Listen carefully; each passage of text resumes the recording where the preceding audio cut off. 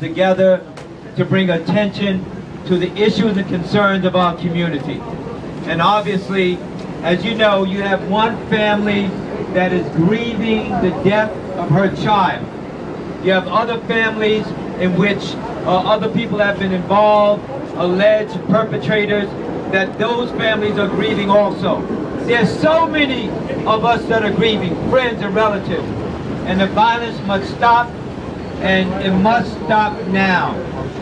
Clearly, there are many solutions, and obviously, what Norman Seabrook, the president of the Correction Officers Benevolent Association, has put forward one, but obviously funding of groups such as Man Ups and other groups and organizations that are on the ground trying to communicate what is clear that we must do is very important. And as a member of the City Council, I stand here with them saying that we need peace, and it starts with us, and it starts now. And I thank you for pulling this together. And if you don't know, Harlem Mothers Save is an organization that you don't want to be a member of. Say it again. It's an organization that you don't want to be a member of, because they are mothers who has lost children due to gun violence. That's right. I never want to be a member of this organization, but I thank them for standing up and saying they're going to stand up and speak loud and clear and unite with mothers, fathers, sisters, brothers to stop the violence in our community. Thank you. Our Councilman Robbie Jackson. Yeah. Okay. Everybody out here, the young people, y'all know where these kids are hiding at. Tell them to come on out. They're punks. Tell them to stop being punks. They did a bad thing, and now they got to pay the consequences. So somebody got to tell it. If you see something, say something. It's not snitching. It's saving a life. We know they hiding someplace. Who's hiding them? Who's hiding them, and who's giving them these guns? Now I'll give to you Iesha Seikou from Street Corner Resources. Bless. Peace and blessings, family. My condolences to the family. I just have to say that I'm truly tired. I couldn't sleep for the last couple of nights since this happened, because I too am a mother. I have a 34-year-old daughter. But I do want to say that as a mother and as a grandmother, it worries me to death, because I know from doing this work there are more guns in this project, in this housing development, not just this one, the next one, the next one. Some of these houses out here, the Iron Pipeline, which is I-95, runs from New York all the way down to the end of Florida, and it makes it very easy to bring a gun.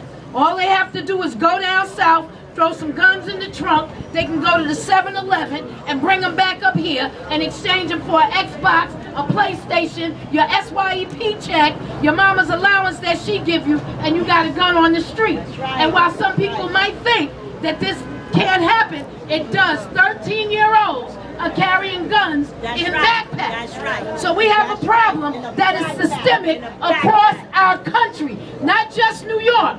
Kids are killing kids.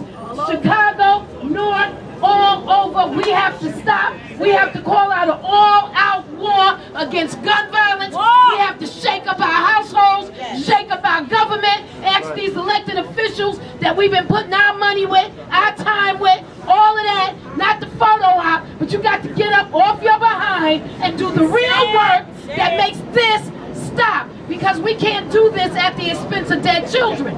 We cannot let another mother be in pain. Jackie Rowe Adams lost 2 sons to gun violence. We should not have to hear kids in public school. I'm in a public school 5 days a week. I hear the conversations kids have. The good kids pull triggers too. You know why? Because good kids are fearful that they will be bullied or beat up or robbed or shot on the way home or on the way to school or on the way to basketball. So they go and they put their money together and they buy a gun.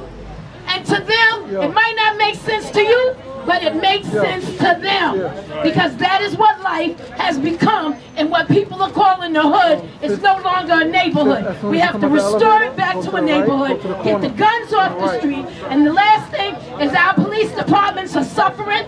There are not enough police to man that meets the amount of people in the community. Our community numbers have increased, I want you to hear me, family. Our community numbers have increased and the population in the precinct has decreased.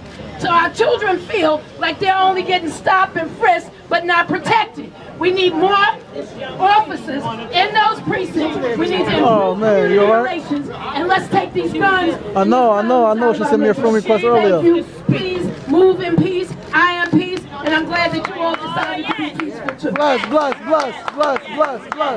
Yes, at this time, I just want to say, we have so many people that's really, really outraged. If you're really outraged, I have to continue to say it. If you're fainting and crying and yelling and saying, we need to catch who's doing it, somebody know where they are, tell. And now we're going to have Reverend Vernon Williams from HCCLC.